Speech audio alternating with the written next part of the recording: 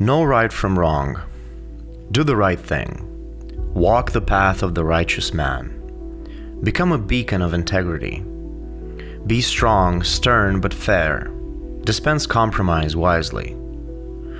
All of these are perfect statements for your morning affirmations, for your vision boards, and would definitely make for some cool t-shirts. But to approach this in the most scholarly way possible, we need to be methodical about this and ask the most scientifically relevant question here. And that would be, what the hell does any of this mean, really, in actual practice? You know, like in life.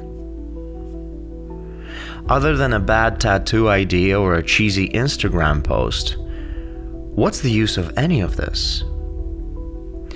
For all of my young adult life, I was obsessed with the idea of directing films. I started working very young, at 17, and eventually I got the chance to direct some small projects.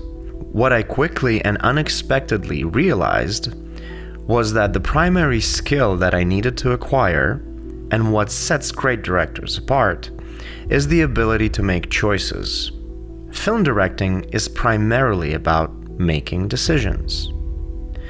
Terry Gilliam once told me, if you set up everything just right and hire well, then directing is easy.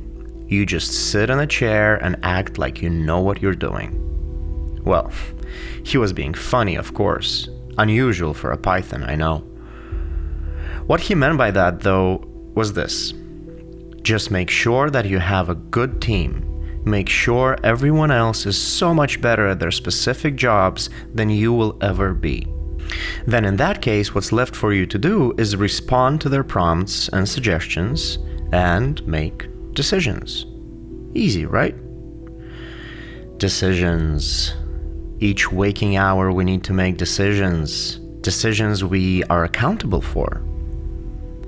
Some become automated to a degree, and also, let's admit, some decisions matter less than others. What do I wear? Gym or no gym this morning?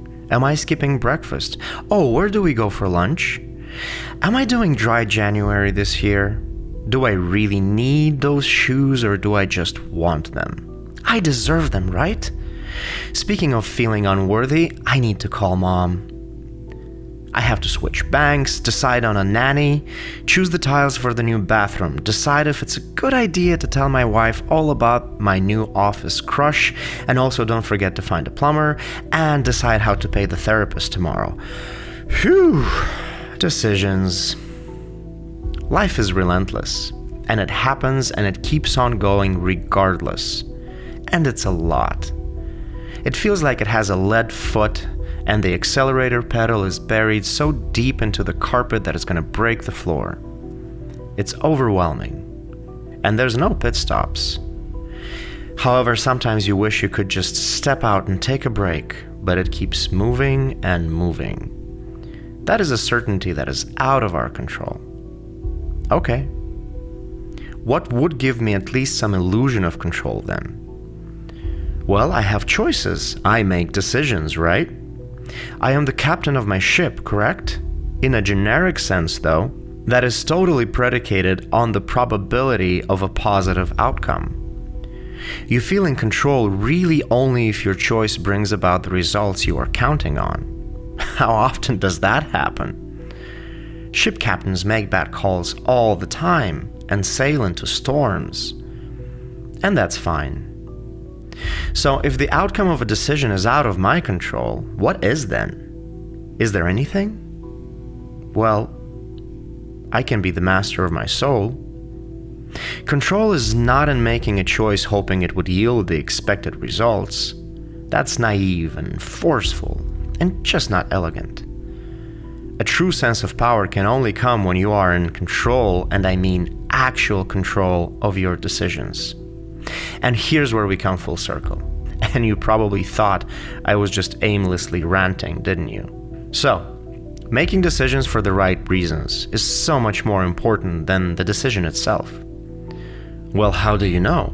I think we all know. On an instinctive level, I think we all feel it. We just don't exercise it enough. It's hard. It's impossibly hard sometimes. It's tough to choose to act in love rather than in fear or petty jealousy. It's hard to make a choice for the benefit of someone else. It's hard to pay it forward.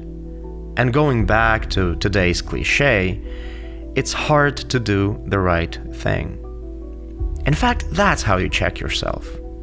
If you are ever presented with a choice and one is tempting and mesmerizing and instantly gratifying, whereas the other delays gratification, takes time and effort, and is darn hard, that's how you check yourself. And that's what you should do. The hard thing. Do the hard thing. Wait, that sounded a bit dirty.